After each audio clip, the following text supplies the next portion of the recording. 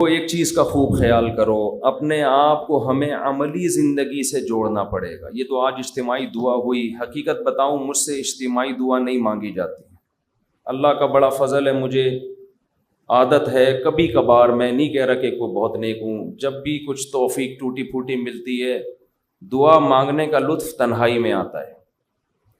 یہ تو اس لیے تاکہ لوگوں کو تھوڑا سا دعا مانگنے کا سلیقہ آ جائے، تھوڑا سا اللہ کے سامنے گڑ گڑانے کا ذوق پیدا ہو جائے۔ لیکن ہمارے ہاں جیسے ایسے لوگ آپ کو ملیں گے جو سال میں ایک دفعہ نہاتے ہیں عید کے دن، وہ بھی کوئی مشورہ دیتا ہے ان کو، تو ایسے لوگ بھی ہول سیل کے حساب سے موجود ہیں جو سال میں ایک دفعہ دعا کرتے ہیں، اور وہ اس لیے دعا میں آتے ہیں کہ چلو کبھی زندگی میں توفیق نہیں ملی تو آج ختم قرآن ہے، دعا میں شریک ہو جاؤ۔ غنیمت ہے، یہ نہ ہونے سے یہ بھی بہتر ہے۔ لیکن حقیقت یہ ہے کہ جس کو تنہائیوں میں اللہ کے سامنے مانگنے کی عادت کا چسکا لگ گیا، اس کی زندگی بن جاتی ہے۔ ہر ایک کا اپنا طرزیہ ہوتا ہے نا، بزرگوں کے ارشادات بھی ہوتے ہیں، فلاں بزرگ نے یہ فرمایا، فلاں نے یہ فرمایا، فلاں نے یہ ہوتا ہے نا، ان کے اپنے ذوق ہوتے ہیں۔ میں بزرگ تو نہیں ہوں لیکن آج کل فرما بہت کچھ رہا ہوں، تو اگر آپ کہہ سکتے ہیں جی میں نے یہ فرمایا، فرمانے پر گورنمنٹ کی طرف سے کوئی پابندی نہیں ہے، اور تجربے انسان شیئر کر سکتا ہے، اس پہ بھی کوئی پابندی نہیں ہے۔ یہ میں اس لیے کہہ رہا ہوں کہ یہ نہ سمجھے کہ مفتی صاحب بہت بڑے آج کل بزرگ بنے ہوئے ہیں اور آج کل فرمانا بھی شروع کر دیا انہوں نے۔ فرمودات ہوتے ہیں نا بزرگوں کے۔ ایک بات خوب اچھی طرح سمجھ لیں کہ دعا سے زیادہ مشکل عبادت میرے علم میں کوئی نہیں ہے۔ دنیا کا سب سے مشکل کام کیا ہے؟ دعا مانگ۔ اور دعا سے بڑی عبادت بھی کوئی، بولو نا بھائی، نہیں ہے۔ مشکل بھی اور سب سے بڑی کا مطلب کیا ہے؟ اللہ کا قرب، اللہ سے تعلق، اللہ سے محبت، اللہ اور بندے کا لنک جتنا دعا کے ذریعے بنتا ہے، میرا اپنا تجربہ یہ ہے کہ اتنا کسی اور عبادت سے نہیں، حتیٰ کہ روزے، زکوٰۃ، نماز سے بھی نہیں بنتا۔ میرا تجربہ ہے، غلط بھی ہو سکتا ہے۔ ابھی میں نے ارشاد فرمانا بولا تھا نا، ارشاد فرمایا پر تو آپ تھکے ہوئے بھی ہیں، تھوڑا سا چٹکلے بھی سنا دیتا ہوں۔ فرمایا پہ بہت دفعہ ایک لطیفہ سنا چکا ہوں، نئے لوگ آ جاتے ہیں۔ ہمارے ایک دوست تبلیغی جماعت میں گئے، کوئی دیہاتی بھی ان کے ساتھ تھے۔ جب انہوں نے بیان شروع کیا کسی گاؤں میں، تو بیان میں کہنے لگے، فرمایا جو آدمی نماز نہیں پڑھتا وہ ایسے ہے جیسے زنا کرنے والا۔ فرمایا جو آدمی نماز نہیں پڑھتا وہ ایسے جیسے قتل کرنے والا۔ فرمایا، ایسے فرمایا کیا کہہ کے حدیثیں آ رہی ہیں۔ یہ صاحب کہتے ہیں میں نے سوچا کہ یار یہ حدیثیں آج میں پہلی مرتبہ سن رہا ہوں۔ فرمایا ہم نے تو کبھی نہیں سنا کہ نبی نے ایسے فرمایا۔ کہہ رہے میں نے بیان کے بعد اس کو پکڑ لیا کہ یار آج تو نے اتنا کچھ کہا کہ فرمایا، ہم جب کہتے ہیں فرمایا تو مراد نبی نے فرمایا نا، تو یار یہ جو اتنی ساری حدیثیں تو سنا رہا ہے کہ جو نماز نہیں پڑھتا ایسے جیسے قتل کیا، جو نماز نہیں پڑھتا ایسے جیسے زنا کیا، تو کس نے یہ فرمایا؟ کہہ رہے ہم نے فرمایا۔ کیا کہہ رہے؟ ہم نے فرمایا۔ ہم نے کہا بھائی یہ تیرے فرمودات کے لیے لوگ یہاں نہیں بیٹھ، کچھ بھی فرما دے تو۔ لیکن جیسے اس نے کچھ بھی فرما دیا، گورنمنٹ کی طرف سے فرمانے پر پابندی نہیں ہے، لیکن اس نے تو ویسے ہی فرما دیا نا۔ لیکن میں جو کچھ فرما رہا ہوں اس کے پیچھے ایک تجربہ ہے، ایک لاجک ہے، ایک دلیل ہے، ایسے ہی ہوائی بات نہیں ہے۔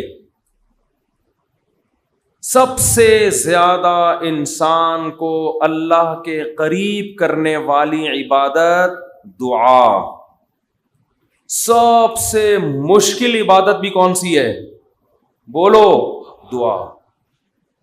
آپ کہیں گے یار یہ کہاں سے مشکل ہو، روزہ کتنا مشکل ہے، صبح سحری میں اٹھو، سارا دن جو ہے وہ نہ کھاؤ نہ پیو، بہت سے لوگ کہتے ہیں روزے میں اللہ صرف ایک گھونٹ چائے کی اجازت دے دیتا نا. صبح جب سحری کے بعد فجر پڑھ کے 1 گھنٹہ سو کے جب اٹھتے ہیں تو ایسا لگتا ہے جیسے قبر سے کسی مردے کو اکھاڑا جا رہا ہے. عجیب سی حالت ہوتی ہے نا اس وقت. اسی طرح آفس میں پہنچ جاتے ہیں. پھر اگر ایک آدھ گھونٹ چائے پینے کی اجازت ہوتی کیسے فریش ہو جاتے ہیں, لیکن اللہ نے اجازت نہیں دی. تو آپ کہہ سکتے ہیں اتنی مشکل عبادت روزہ, مفتی صاحب کہہ رہے ہیں نہیں, دعا مانگنا اس سے بھی زیادہ مشکل. نماز کتنی مشکل عبادت, لیکن مولانا صاحب کہہ رہے ہیں یہ فرمایا بھی وہی فرمایا ہے جو اس نے فرمایا تھا. یہ کیا ہو رہا ہے بھائی اس کو؟ دنیا میں سب سے مشکل بات پتہ ہے کیا ہے؟ الفلاحیہ کا اسپیکر ٹھیک ہو جائے. حقیقت یہ کبھی ٹھیک, دیکھو اسٹائل دیکھو, ادھر بھی ڈالا ہوا ہے, ادھر بھی رکھا ہوا ہے, ادھر ایک اور لگا ہوا ہے, پھر بھی بیچارے لگے رہتے ہیں. یہ کہتے ہیں جنات ہیں. تو آپ کہہ سکتے ہیں بھائی کیسے مشکل ہے. اصل میں دعا, اور ایک اور اشکال ہوگا, آپ کہتے ہیں لوگ تو بہت دعائیں مانگتے رہتے ہیں. کتنی دعائیں مانگتے ہیں نا, صبح و شام دعائیں مارکیٹ میں چل رہی ہیں ہول سیل کے حساب سے. اصل میں وہ دعائیں پڑھی جا رہی ہیں, مانگی بولو. دعا پڑھنا بہت آسان ہے. یونس علیہ السلام نے مچھلی کے پیٹ میں لا الہ الا انت سبحانک انی کنت من الظالمین کہہ کے دعا پڑھی نہیں تھی, یہ دعا مانگی تھی. اور ہم کیا کر رہے ہوتے ہیں؟ پڑھ رہے ہوتے.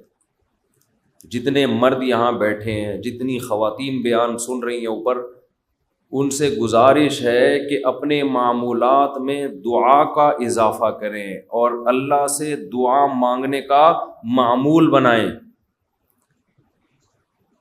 دعا مشکل کیوں ہے یہ میں بتانا چاہ رہا تھا. باقی جتنی عبادتیں ہیں ان میں کتنی ٹینشن ہوتی ہے, وضو کرو, پھر چل کے آؤ, صبح سحری میں اٹھو, روزہ رکھو. دعا میں تو کچھ بھی نہیں ہے, یوں کرو اور پڑھنا شروع کر دو.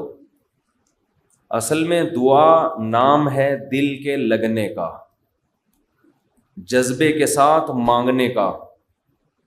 شیطان انسان کو یہ باور کراتا ہے کہ تو مانگتا ہے ملے گا تجھے کچھ بھی نہیں, اس لیے مانگتا ہے ہی نہیں, پڑھتا ہے.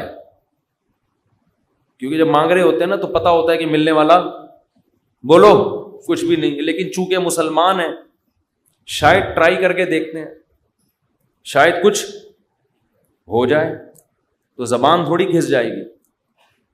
اس جذبے سے جب دعا مانگی جاتی ہے تو وہ دعا نہیں کہلاتی. دعا کا مطلب یہ ہوتا ہے کہ میں نے جس کے دربار میں ہاتھ پھیلائے ہیں وہ بڑا جواد اور کریم ہے. اور نبی نے فرمایا اللہ کو اس بات سے شرم اور حیا آتی ہے کہ کوئی اس کے سامنے ہاتھ اٹھائے اور اللہ ان ہاتھوں کو خالی واپس کر دے. جیسے علاقے کا سیٹھ ہو, سخی بھی ہو, کوئی بھیکاری اس کے پاس آئے اور وہ سیٹھ اسے دھکے دے کے نکال دے تو اسے شرم آئے گی اگر وہ غیرت مند ہوگا. تو اللہ سے زیادہ غیرت مند دنیا میں کوئی بھی نہیں ہے. تو جن کو یہ احساس ہو جاتا ہے نا کہ جو ہم مانگ رہے ہیں وہ مل رہا ہے, تو آپ سوچو ایک بادشاہ نے آپ کو آفر دے دی کہ یار جو 1 گھنٹے میں جتنا مانگنا ہے مانگ لو, میں سب دے دوں گا. تو آپ سارے کام کاج کو چھوڑ کر کس کو فوکس کرو گے؟ بولو. جب تک آپ تھک کے چور نہیں ہو جاؤ گے آپ رٹا لگا کے رکھو گے, مانگتے ہی رہو گے, مانگتے ہی رہو گے. آپ کو پتہ ہے سب مل رہا ہے. دوبارہ مثال دیتا ہوں. وزیر اعظم آ گئے بھی آپ کے پاس, آپ کے گھر پہ عیادت کے لیے, کورونا میں کوئی کیس چل رہا تھا, ایک مثال دے رہا ہوں, ایسا ہوتا نہیں ہے لیکن فرض ونس اپون اے ٹائم. اور اس نے آپ بلکہ بلینک چیک دے دیا آپ کو, کسی IMF نے بلینک چیک دے دیا, جتنے پیسے بولو گے مل جائیں گے. ایسا ہوتا نہیں ہے. مثال دینے پر گورنمنٹ کی طرف سے کوئی پابندی نہیں. تو آپ اس چیک پہ کیا لکھو گے؟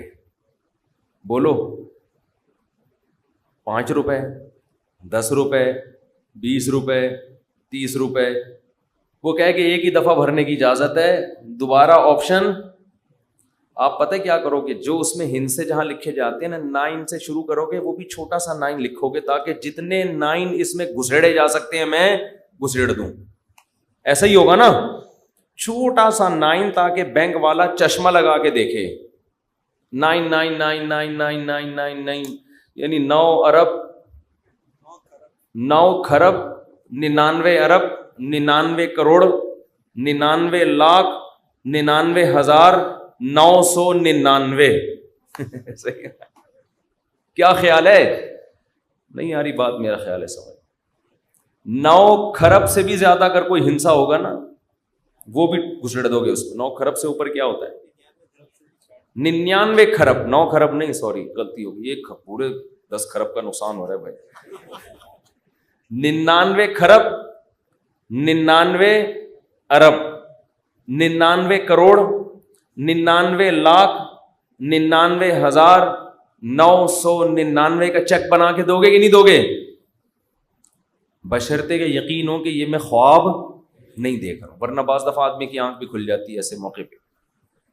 وہ ایک آدمی کی لاٹری نکلی نا, اسی 99 کھرب روپے کی, یہ بہت 5 ارب کی لاٹری نکل آئی. تو جنہوں کی جو کمپنی تھی, جو بھی لاٹری جنہوں نے دی, انہوں نے کہا کہ یار کسی ماہر نفسیات کو بھیجنا چاہیے جو اس کو بتائے کہ تمہاری 5 ارب روپے کی لاٹری نکلی ہے, کیونکہ ایک دم سے بتا دیا تو خوشی سے مر بھی سکتا ہے یہ. تو آرام آرام سے جا کے کوئی نفسیاتی ڈاکٹر اس کی نفسیات کو سمجھتے ہوئے اس کو بتائے گا. نفسیاتی ڈاکٹر کو بھیج دیا. نفسیاتی ڈاکٹر نے جا کے نا اس کو پہلے سمجھایا کہ دیکھ, فرض کر لے تیری 1 لاکھ کی لاٹری نکل آئے تو کیا ہوگا؟ اس نے کہا خوش ہوں گا میں. 1 لاکھ پہ اس نے کہا چلو نہیں مرے گا, ٹھیک ہے نا, اب 1 لاکھ سے تھوڑا سا اوپر ہو. اچھا فرض کر 20 لاکھ کی لاٹری نکلے. اس نے کہا یہ کروں گا, دکانیں بناؤں گا, یہ کروں گا, ایک پلاٹ خرید لوں گا. اچھا ایسے 20 لاکھ سے اوپر آیا, 1 کروڑ تک پہنچا, 1.5 کروڑ تک, 2 کروڑ تک, 3 کروڑ تک. 3 کروڑ میں کیا کرے گا جی, اتنی دکانیں لے لوں گا, بحریہ ٹاؤن میں گھر لے لوں گا, وغیرہ وغیرہ. ہوتے ہوتے 5 کروڑ, جو اصل تھی نا 5 کروڑ تک آ گیا. اچھا یہ بتا 5 کروڑ کی لاٹری نکلی تو کیا کرے گا؟ اس نے کہا آدھی تجھے دے دوں گا. یہ سننا تھا ماہر نفسیات کا انتقال ہو گیا. ماہر نفسیات کا انتقال ہو گیا. وہ بیچارہ برداشت نہیں کر سکا یہ خوشی. تو یہ تو میں ایک مثال دے رہا ہوں. 99 کھرب 99 ارب 99 کروڑ 99 لاکھ 99,999 اشاریہ بھی لگا دے گا آگے 99999. لیکن چونکہ ایسا ہوتا نہیں ہے, IMF کبھی کسی کو ایسے بلینک چیک اس طرح سے نہیں دیتا نہیں ہے. اس لیے ہم یہ سب ہنسی مذاق کی باتیں سمجھی جاتی ہیں. لیکن اللہ کا معاملہ ایسا ہے کہ اللہ نے ہم سب کو بلینک چیک بولو دے دیا ہے. یہ بلینک چیک پکڑا دیا ہمارے ہاتھ میں, جو لکھنا ہے اس میں لکھ دو, میرے دربار میں پیش کر دو, میں دوں گا. جو مانگو گے بولو بھائی دوں گا. اب جس کو اس پر یقین ہے نا, اس کو جتنا وہ دعا کو فوکس کرتا ہے اتنا کسی اور عبادت کو فوکس نہیں. وہ باقی عبادت کرتا بھی اس لیے کہ عبادت کر کے دعا مانگوں گا تو زیادہ قبول ہوگی. عبادت میں دعائیں زیادہ قبول ہوتی ہیں نا. تو یہ شیطان نے دماغ میں یہ ڈال دیا ہے کہ اللہ سنتا ہے دعائیں مگر قبول نہیں کرتا, اور اللہ کہتا ہے میں کرتا ہوں قبول, لیکن جس طرح تو چاہ رہا ہے اس طرح نہیں کروں گا میں قبول. اس طرح کرنا اگر شروع کر دی تو اللہ کا معاملہ ہمیشہ غیب پر ہے. یخشون ربہم بالغیب, جو اللہ سے ڈرتے ہیں بغیر دیکھے, جو اللہ پہ ایمان لاتے ہیں بغیر دیکھے, جنہوں نے جنت پہ یقین کیا بغیر دیکھے, جو جہنم سے ڈرتے ہیں بغیر دیکھے, جنہوں نے عذاب نہیں دیکھا. کیونکہ دیکھ لیں گے تو آزمائش ختم, پھر تو سارے نیک بن جائیں گے, سارے نیک. تو اللہ کہتے ہیں بھی مانگو نظر نہیں آئے گا, تو عقل مند لوگ گڑ گڑا کے اللہ سے مانگتے ہیں مانگتے. اور یاد رکھو دعا میں تکبر کبھی مت کرو. تکبر نہیں کرو دعا میں. تکبر کیا ہے کہ اللہ کے سامنے روتے ہوئے شرم آ رہی ہے, یہ بہت بڑا تکبر ہے. دیکھو کسی دنیا دار سیٹھ کے سامنے انسان کو روتے ہوئے بھیک مانگتے ہوئے شرم آ جائے, یہ غیرت کا تقاضا ہے. لوگ کہتے ہیں نا اتنی سی حاجت پہ تو رو کیوں رہا ہے, کہتے ہیں نا لوگ, ارے آپ نے جا کے کسی سے ₹1,00,000 قرضہ مانگا اور آنکھوں سے آنسو نکل گئے, تو ٹھیک ہے وہ ترس کھا کے آپ کو ₹1,00,000 دے دے گا, مگر اس کی نظر میں آپ کی عزت بڑھے گی یا کم ہو جائے گی؟ کم ہو گیا. لاکھ کے پیچھے کیا کر رہا ہے؟ ابے یار ایک تو بولتے نہیں ہو نا, پھر مجھے تب چڑھتی ہے. لاکھ کے پیچھے آنسو نکال رہا ہے. یہی کہے گا نا, ابے میرے سامنے آ کے رویا تھا, ابے تو کل بعد میں تانا بھی دے گا. کل آپ جب گاڑیوں میں گھوم رہے ہوگے نا, یہ گاڑیوں سے یاد آیا ایک چھوٹی سی بات وضاحت کر کے میں آگے چلتا ہوں. میری بھی آج کل ویڈیو آ رہی ہیں, وہ ایک ریسنگ کار چلا رہے ہیں مفتی صاحب, اور ریوو میں جا کے اسٹائل سے بیٹھ رہے ہیں, 6 گارڈ ادھر 4 ادھر, ٹھاک ٹھاک چل رہا ہے. یہ ویڈیوز میں نہیں بناتا, نہ میرے چینل پہ اپلوڈ ہوتی ہیں, نہ مجھے یہ شو بازیاں پسند ہیں. یہ زہر لگتی ہیں مجھے یہ شو بازیاں. گاڑی چلانا کوئی برا کام نہیں ہے, چاہے اسپورٹ کار ہو, چاہے سوئمنگ ہو, چاہے سوئمنگ کا تو چلو میں نے خود بنا کے ڈالی تھی ویڈیو تاکہ لوگوں میں ایک شوق پیدا ہو سوئمنگ کا. گھڑ سواری بھی ہم نے خود اجازت دی. یہ جو گاڑیوں کی گاڈو واڈو کی آ رہی ہے نا, یہ لوگوں نے حرکتیں کی ہوئی ہیں, اس کا مجھ سے کوئی تعلق. ابھی ایک ویڈیو آئی ہے, میں جا رہا ہوں ایسے اسٹائل سے, ریوو میں جا رہے ہیں مفتی طارق مسعود, اور وہ پھر اس نے سلو موشن میں چلایا, ایک دم میں اسپیڈ میں آ کے ایک دم سلو موشن میں ایسے گاڑی میں آ کے بیٹھے, پھر پیچھے گارڈ آ کے. تو دیکھو علماء کی عزت ان کے علم سے, ان کی دینی خدمتوں سے ہوتی ہے. یہ کلاشن کوفوں سے, ریوو اور لینڈ کروزر, یہ چھچور پنے لوگوں کا, یہ چھچور پنا ان چیزوں سے عزت حاصل کرنا. سمجھتے ہو کہ نہیں سمجھتے؟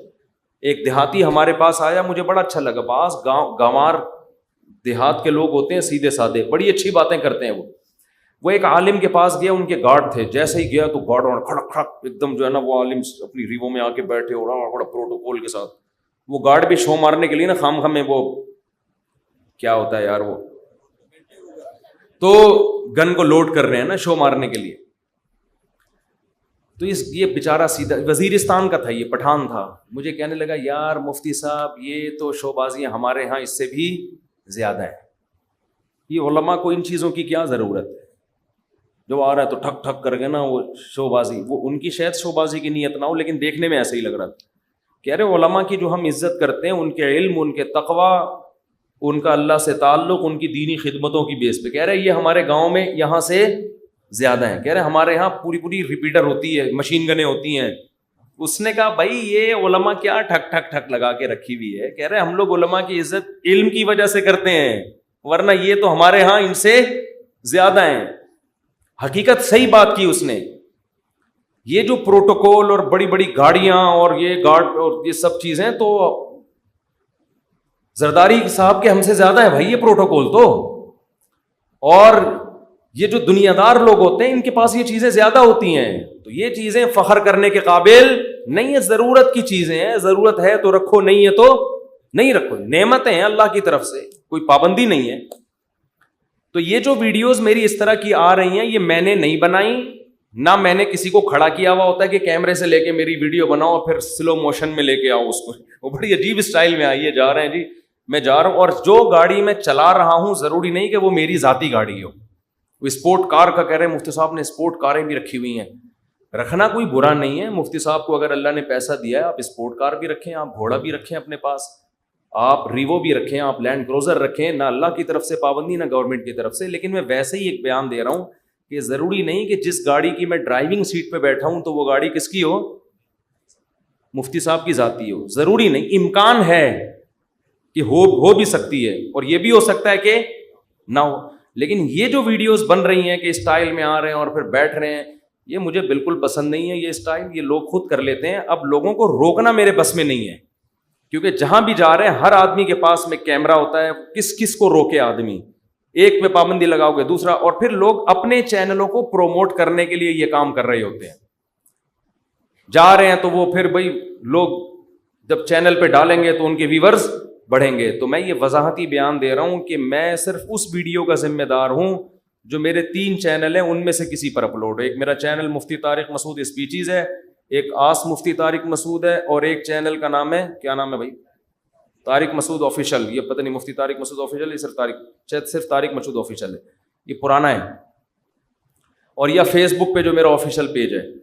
تو اس کے علاوہ کہیں بھی کچھ آ رہا ہے تو وہ یہ لوگ نہیں نہ سمجھے مولانا صاحب یہ بھی دھندے شروع کر دیے مولانا صاحب نے, اب یہ اسٹائل مارنا صحیح ہے نا شروع کر دی ہیں کہ وہ یہ ہو رہا ہے. خیر جلدی سے ہم موضوع کی طرف آتے ہیں. تو کیا بات کر رہے تھے یار, جلدی سے دعا کی بات تو چل رہی تھی, لیکن ہاں تو دعا میں اللہ کے سامنے گڑ گڑاتے ہوئے عار محسوس نہ کیا کرو. ایک ٹیکنیکل فالٹ لوگوں میں دیکھتا ہوں میں, جب دعا مانگتے ہیں تو منہ پہ یوں کر لیتے ہیں, یوں کر چھپا دیتے ہیں منہ اپنا. پتہ نہیں لوگوں سے شرم آ رہی ہے آپ کو, کیا ہو رہا ہے یار. انسان کے سامنے آنسو بہانا بے عزتی کی بات ہے, استغنا کے خلاف. اپنی حاجت لوگوں کے سامنے بیان بولو نہ کی جائے. اگر آپ نے کر دی, آپ کسی کے سامنے رو دیے, اس کی نظر میں آپ کی عزت کیا ہو جائے گی, کم. مت رو, اپنے آنسو چھپاؤ لوگوں کے سامنے. ہمارے حضرت فرمایا کرتے تھے اپنی بیماریاں بھی چھپاؤ. کوئی بیماری ہے کس کے بیان کرو, بولو. لوگوں کا نہ گیت گاؤ, میرے یہ مسئلہ, میرے یہ مسئلہ, میرے گردے میں مسئلہ, میرے پھیپڑ میں مسئلہ, میرے کل. کسی کے سامنے بیٹھ جاؤ نا آج, اپنے دکھ ایسے بیان کرے گا لپٹ کے رونے کا دل کرتا ہے اس سے, ایسے, حالانکہ فٹ فاٹ ہوگا. میرے ساتھ یہ مسئلہ, میرے ساتھ یہ مسئلہ, میرے ساتھ یہ مسئلہ. ابے بھائی تیرے ساتھ کوئی اچھا کام بھی قدرت نے کیا ہے. حضرت حکیم الامہ مولانا شرف علی تھانوی رحمہ اللہ تعالیٰ کو حضرت ڈاکٹر عبدالحی صاحب رحمہ اللہ نے خط لکھا, مسئلے لکھے نا, حضرت یہ مسئلہ, یہ مسئلہ, یہ ٹینشن, یہ پریشانی, یہ پریشانی, یہ پریشانی, یہ پریشانی, آپ دعا فرمائیں. تو انہوں نے لکھا, افسوس ساری ناشکری کی باتیں لکھی ہیں, شکر کا ایک جملہ بھی بولو نہیں لکھا. پہلے شیخ اس طرح کے ہوتے تھے کہ آپ کے اندر جو فالٹ ہے نا اس کی اصلاح کرتے تھے. اب بھی ہوتے ہیں, بہت سے لوگ اچھے ہیں, لیکن بہت سے ڈرامے بازی بھی آ گئی ہے اس میں. آج ایک آدمی نے مجھے بتایا کہ اچھا بھلا ایک رشتہ ہو رہا تھا میرا, تو لڑکی کے ابا جو ہیں ان کے کوئی شیخ, ان کے کوئی بزرگ ہیں. ان لڑکی کے ابا نے بزرگ سے پوچھا کہ میری بیٹی کے لیے فلاں کا رشتہ آ جائے. بزرگ نے استخارہ نکال کے منع کر دیا. یہ بھی ایک مبالغہ ہے, غلو ہے. اپنے بچوں کی شادی میں اپنے شیخ سے پوچھنے کی آپ کو ضرورت. دیکھو شیخ پیر و مرشد کا مطلب کیا ہوتا ہے, وہ آپ کو اللہ اللہ سکھائے, آپ کو دین کی باتیں سکھائے, آپ اس سے شریعت سیکھو, اللہ سے تعلق سیکھو. شادی بھی اپنی مرضی سے کرو, آپ ہر چیز میں شیخ سے پوچھا جا رہا ہے. تو بھائی وہ آپ کے گھر کے حالات آپ سے زیادہ نہیں جانتا.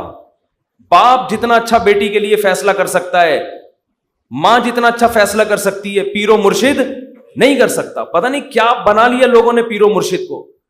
اپنی شادی بھی پیر صاحب جہاں کہیں گے وہاں ہوں گی, بچے کی شادی بھی پیر صاحب. وہ بھائی پیر ہے, یہ تمہارا باپ ہے, یہ خدا ہے. یہ پیر صاحب اللہ اللہ سیکھنے کے لیے, ان کو بولیں بس اللہ اللہ سکھائیں, ٹھیک ہے نا. اس کے علاوہ مجھ سے لوگ آ کے, بہت سے عقیدت مند لوگ ہیں, مجھ سے آگے پوچھ رہے ہوتے ہیں میری بچی کا یہ مسئلہ وہاں کر دوں. میں کہتا نہ میں آپ کی بچی کو جانتا ہوں, نہ میں اس کمبخت کو جانتا ہوں معذرت کے ساتھ جس سے آپ کی بچی کی شادی. میں کہاں مشورہ دوں گا, خود فیصلہ کرو بھائی.